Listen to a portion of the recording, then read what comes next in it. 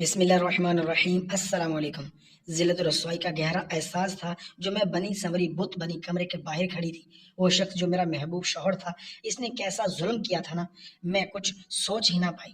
جانے میں کتنی دیر بند دروازے کو دیکھتی رہی، جب عقب سے ابھرنے والی آواز نے مجھے احساس دلایا کہ میں ابھی زندہ ہوں۔ بھابھی، آپ یہاں کیوں کھڑی ہیں؟ یہ میرے دیور کی آواز تھی۔ میں نے پلٹ کر دیکھا اور سمجھنے کی کوشش کی، آخر میرے ساتھ ہوا کیا تھا، پر مجھے کچھ سمجھ نہ آیا اور میں چکر کھا کر گر گئی۔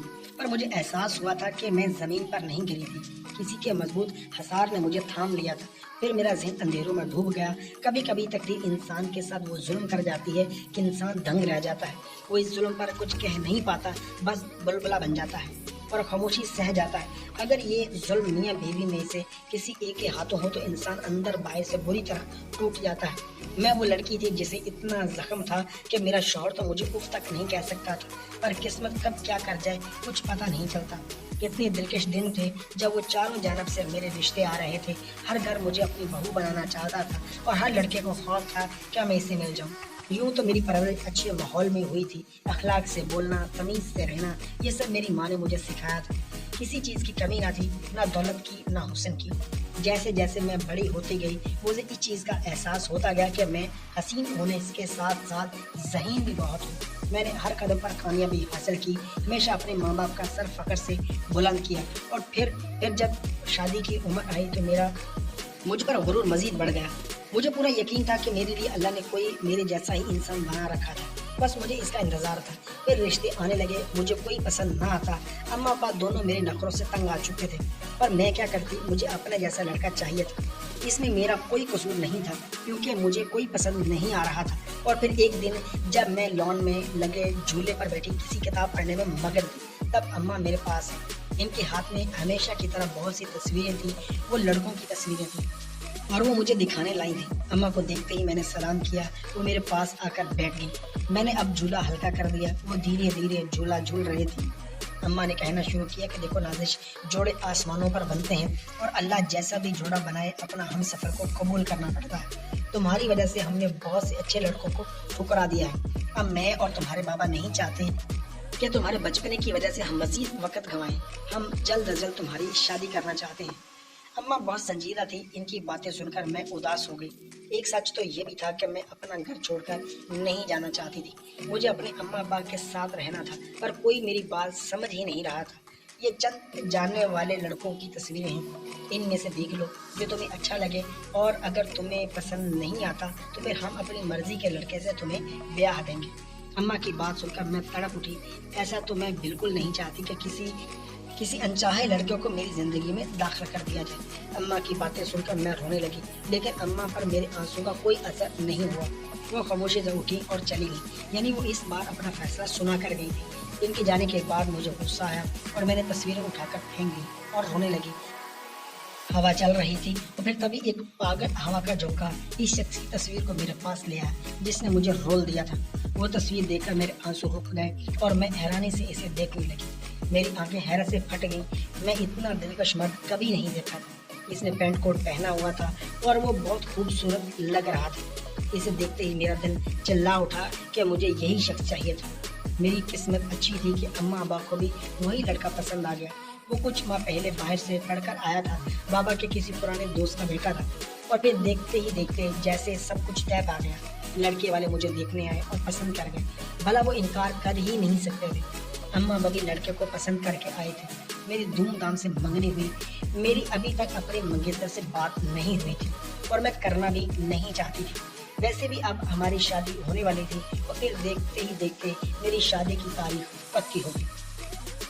1 مہینے بعد میری شادی تھی اور پھر اسی دن مجھے انجانے نمبر سے فون آیا تھا۔ جب میں نے پوچھا تو پتہ چلا کہ وہ میرا منگیتر تھا۔ اس نے خود ہی فون کر لیا۔ میرا دل تیز سے دھڑک رہا تھا، اس کی آواز بھی اس کی طرح سحر خیز تھی۔ اب ہماری روز بات ہونے لگی، ہم ایک دوسرے کی پسند ناپسند سے واقف ہو چکے تھے اور ہم ایک دوسرے سے محبت کرنے لگے تھے۔ میں نے ساری شاپنگ اس کی پسند کی تھی۔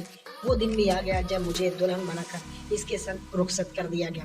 جتنے دھوم دھام سے میری شادی ہوئی تھی، اس سے زیادہ خوبصورت میں لگ رہی تھی۔ ہر آنکھ مجھے دیکھ کر حیران تھی اور میں نے سب سے نظر بچا کر اپنے شوہر کو دیکھا۔ وہ کسی شہزادے سے کم نہیں لگ رہا تھا۔ पर इसने मुझसे कोई बात नहीं की। वो खामोशी से बैठा रहा। मैं रुखसत होकर अपने ससुराल आ गई। मुझे सजे संवरे कमरे में बैठा दिया गया। मैं ये देखकर हैरान हुई कि यहाँ पर बिल्कुल भी चहल पहल नहीं थी, ना मेहमान और ना घर के ज्यादा लोग। मेरी सास और मेरी नंद रस्मों के बाद मुझे कमरे में बैठाकर चली गई। मैंने नजर उठाकर कमरे को देखा। मुझे अजीब सा एहसास हुआ। ये वैसा कमरा तो नहीं था जैसा मेरा शौहर मुझे बताता था। मुझे अजनबी लगा सब कुछ। फिर मैं बैठी रही। टाइम गुजरता गया लेकिन वो शख्स नहीं आया जिसके मुंह से मैं तारीफ के चंद बोल सुनना चाहती थी। बैठे बैठे मेरी कमर अकड़ गई और फिर मैं लेट गई। लेकिन थकी हुई थी, पता ही नहीं चला कि कब मैं सो गई। मेरी आंख शोर की आवाज पर खुली।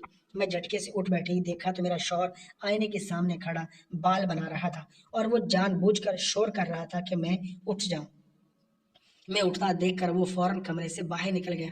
मैं तो जैसे पत्थर की हो गई। बाहर दिन निकल आया, यानी वो सारी रात कमरे में नहीं आया था। मेरे दिल पर घोंसा पड़ा और वो मुझे नजरअंदाज करके चला गया। मुझे इस शख्स की समझ नहीं आई थी। शादी से चंद दिन पहले ही से वो मुझे नजरअंदाज कर रहा था। मैं यही समझती रही कि शायद शादी की तैयारियों में मसरूफ है, पर अब इसके रवैये ने मुझे एहसास दिलाया कि मामला कुछ और ही था। बेसाख्ता मुझे रोना आ गया और मेरी आंखों से आंसू बहने लगे। अपनी इस बेकदरी पर मैं रोती ना हो तो और क्या करती। मैं भी उठी और शावर ले लिया। वलीमा चंद दिन बाद था। सारा दिन वो गायब रहा। सास और नंद ही मेरे पास रही थी। शाम को अम्मा अब्बा आए तो मैं अपनी अम्मा से लिपट कर खूब रोई। इन्हें लगा कि मैं उदास हूँ, जबकि मैं तो अपनी किस्मत पर मातम मना रही थी। अम्मा अब्बा भी वापस चले गए। मेरा देवर भी मुझसे ज्यादा बात नहीं कर रहा था। वो भी हैंडसम था लेकिन मेरे शौहर के आगे कुछ भी नहीं था। मुझे कई बार एहसास हुआ कि वो मुझे देख रहा है, लेकिन मेरे देखने पर वो आंखें चुरा लेता। शायद इसने मेरे चेहरे से सब जान लिया था। रात हुई और मैं अपने कमरे में आ गई। सोचा कि शौहर आएगा तो इससे पूछूंगी कि इंतजार करते करते मुझे आधी रात गुजर गई। तभी मुझे नीचे से चिल्लाने की आवाजें आने लगी, लेकिन मुझ में हिम्मत नहीं थी जाने की। कुछ देर बाद दरवाजा खुला और मेरा शौहर कमरे में आया। इसे देखते ही मैं सीधी होकर बैठ गई। इसने एक सर्द निगाह मुझ पर डाली और वॉशरूम चला गया। 10 मिनट बाद वो बाहर आया तो मैंने इसे पुकारा और पूछा कि मुझसे कोई गलती हुई है, आप मुझे नजरअंदाज क्यों कर रहे हैं। इस कर वो झटके से मुड़ा और खा जाने वाली नजरों से मुझे घूरा और गुस्से से चिल्लाया कि बड़ी ही कोई बेहिस लड़की हो तुम। जब तुम्हें शाजम ने सब बता दिया तो फिर क्यों शादी के लिए हाँ की, क्यों बर्बाद की अपनी और मेरी जिंदगी। वो चिल्ला रहा था और मेरे जहन में गूंज रहा था कि वो आवाज नहीं जिससे मैं रोज सुनती थी। मैं शादीशुदा हूँ और अपनी बीवी से बहुत मोहब्बत करता हूँ। तुम किसी अजाब की तरह मेरी जिंदगी में दाखिल हो गई हो। वो अल्फाज नहीं थे, बल्कि ऐसा लगा कि मुझ पर बिजली गिर गई हो।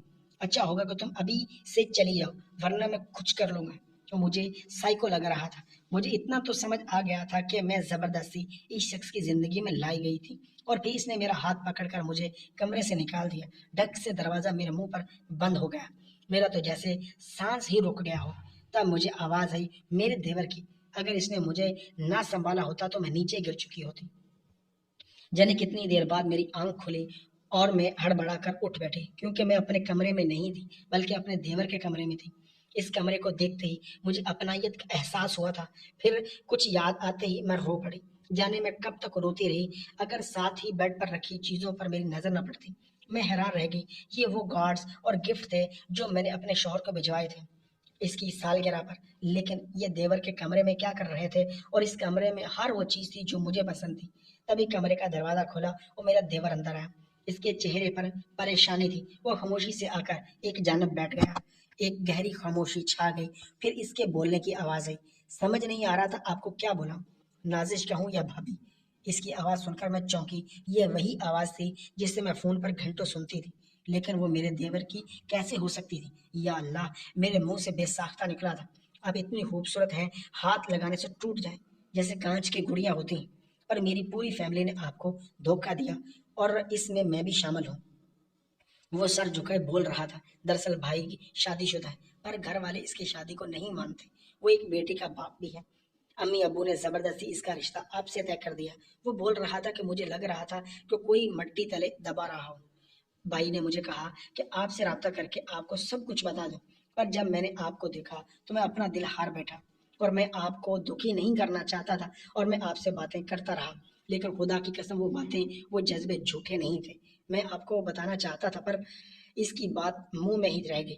میں نے آگے بڑھ کر ایک زوردار تھپڑ اس کے منہ پر مارا اور اس کے بعد میں زمین پر بیٹھ گئی۔ ایسا لگا تھا جیسے گھر کی چھت میرے اوپر گر گئی ہو۔ مجھ سے رویا بھی نہیں جا رہا تھا۔